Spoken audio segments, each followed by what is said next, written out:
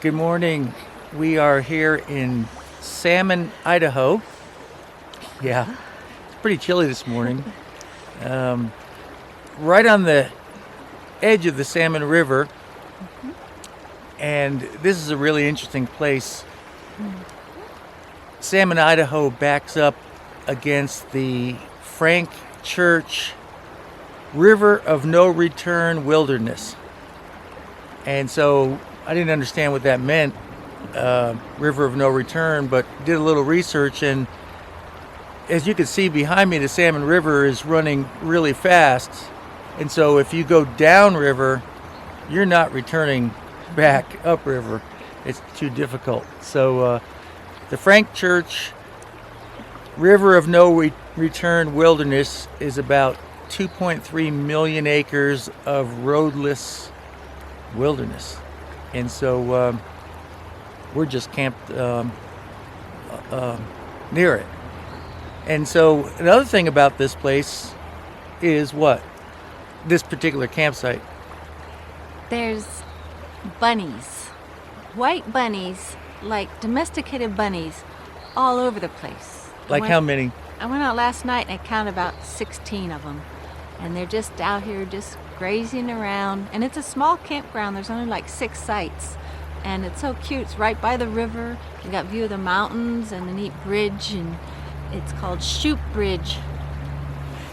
So we're here in beautiful Salmon, Idaho at the Sacajawea Interpretative Center and learning about her travels with the Lewis and Clark expedition way back in 1805. She helped them procure horses from the other Indian tribes and interpret for them. Was she a Shoshone? Yes, I believe she was a Shoshone and one of the sheep eater people. And she traveled with them, and she was actually stolen by another Indian tribe, and then sold to a fur trader who also helped with the expedition and finding the trails. Wasn't she pregnant? Yeah, at one point she was pregnant. She delivered her baby at trail. Some fort on the trail while they're going on their expedition. Yeah, pretty amazing. She was only in her early 20s.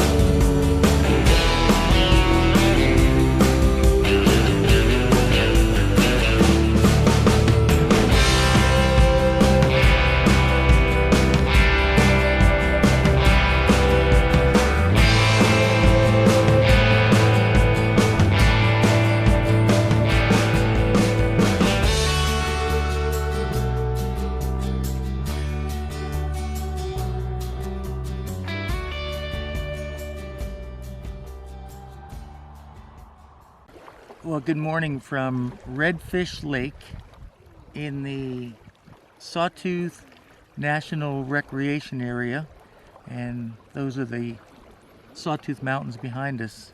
In Idaho. In Idaho, that's right. So we just came from Salmon, Idaho. Just an unbelievable drive. We must have followed the Salmon River for 2 days. Yeah. You can just, it stays alongside the main road, winding all through the mountains, and it goes from like sagebrush, huge mountains climbing on both sides, to evergreens all over, and a hot spring that we hit this morning. Oh, Yeah, so wonderful. it was amazing. So we are going to show you the hot spring.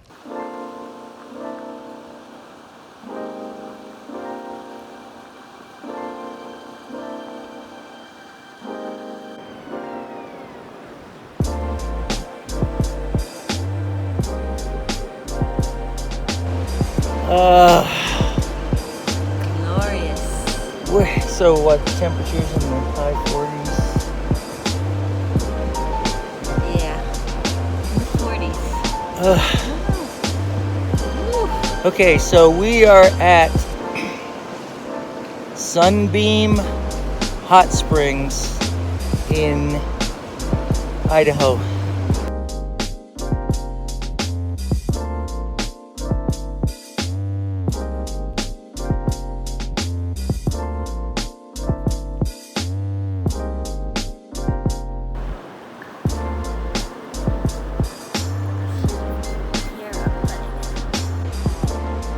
So we're the only ones here. I don't know. I'm trying to figure out how it gets better than this. Maybe if Willie came and brought Hank with him and played us some tunes.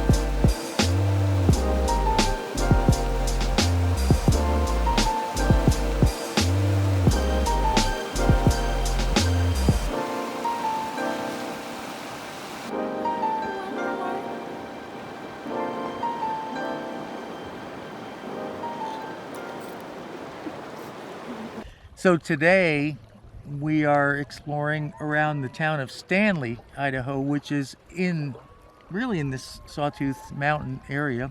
Somebody's having fun. Yeah. Stanley is a town of how many?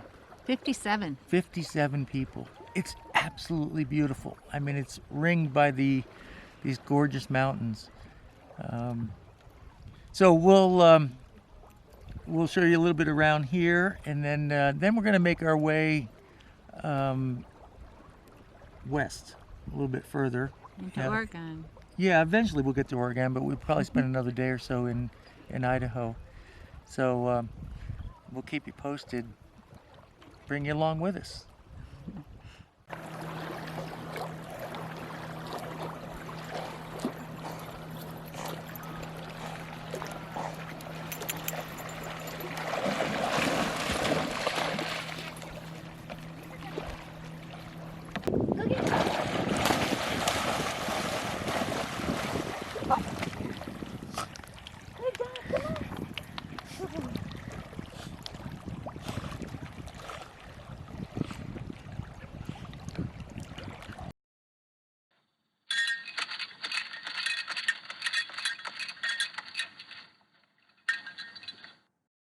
Good morning from Oregon. We are at the National Historic Oregon Trail Interpretive Center, and at the top of what's this hill? Flagstaff Hill. Flagstaff Hill. And for miles around you don't see one tree. Hundreds of miles out there. It's a beautiful morning, and we're about ready to go in and check it out. So we'll take you with us and show you around.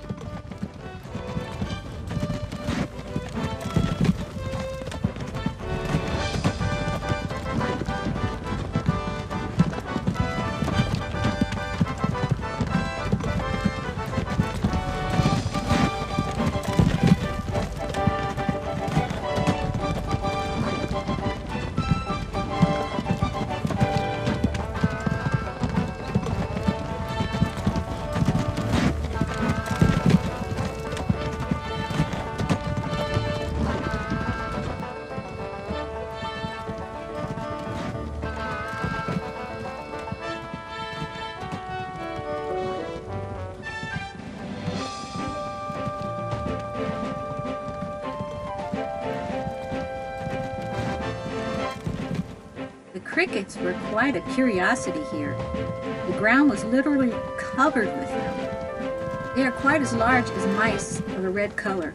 The Indians catch them and dry them, pound them to powder, and mix them with berries and bake it for bread.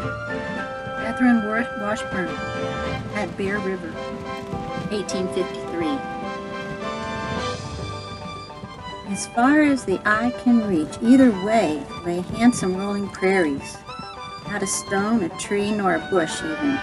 Nothing but grass and flowers meet the eye until you reach the valley, which is as level as the house floor. Lydia Rudd, May 11th, 1852. So we're walking down the Oregon Trail. So this was a pretty hazardous trip you're taking to get free land and just a future for your family and yourself coming out west. So along this path, 1 in 10 people died, and every 80 yards there's a grave along this whole path, 2,000 miles long. Can you imagine? And a lot of them, they were buried right in the trail, right in the path, because they didn't want the coyotes to eat their bones. If they were buried along the side, they'd be packed down.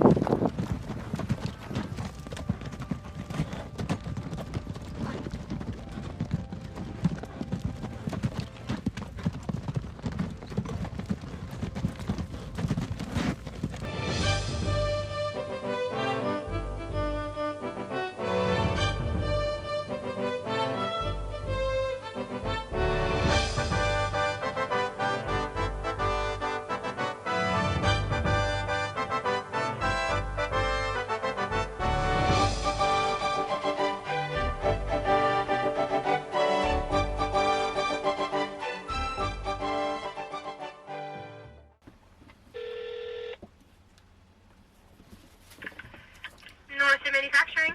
Good morning. What time is the tour today? 11 o'clock. Perfect. Thank you. Bye. Bye.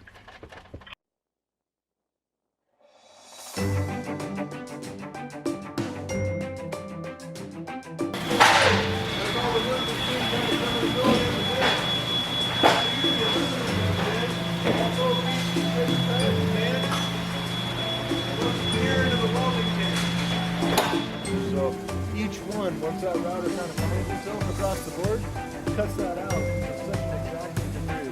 Everywhere, like on the campers, where the cabins and function stuff gets mounted up, lots of wood. Where the ladders are, lots of wood. You know, every gap, every spot that's available, both sides get welded.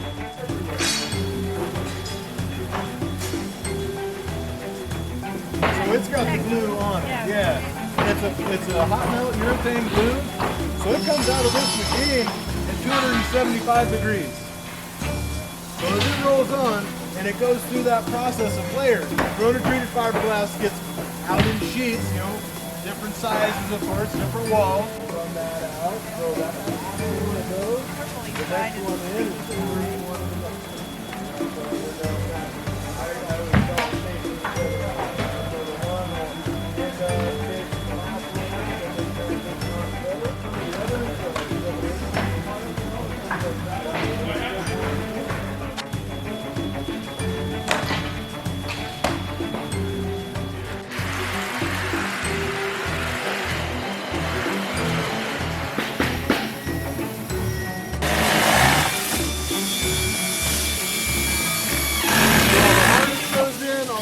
brackets are in. Now these aluminum brackets support those against the floor. So right now it's upside down.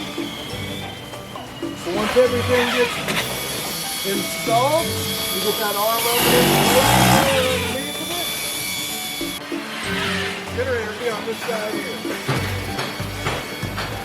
Now that's all needed. You can see just how much wire is in there. So we noticed that on mine too. All those the same amount. All the same pieces aside from the wire. And you have a face for the fusion grease. So I go through those and we monitor those. So we try to say slide out walls, chain walls go on up into the next few process. That same laminate structure as far as how that was built. Mineralized termware, it's really amazing how much is in there. Like we mentioned before. Pressure. So those guys stuck down, hold that for a couple hours, let that do the glass. The pressure right there, that vacuum table is that's all pulling those layers together. Now these are the end pieces, of course they do taper out. And as you get into the middle, as that tapers through, that next piece is that thick. It goes from the top, around the entire radius, clear to the bottom. Well, that's what's interesting. Well, from here we'll run into the door. This is our gate here. So we got that race for the door. So all those tapes, all the steel,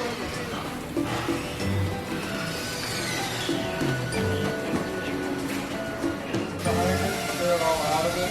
Those are just the modules that are provided.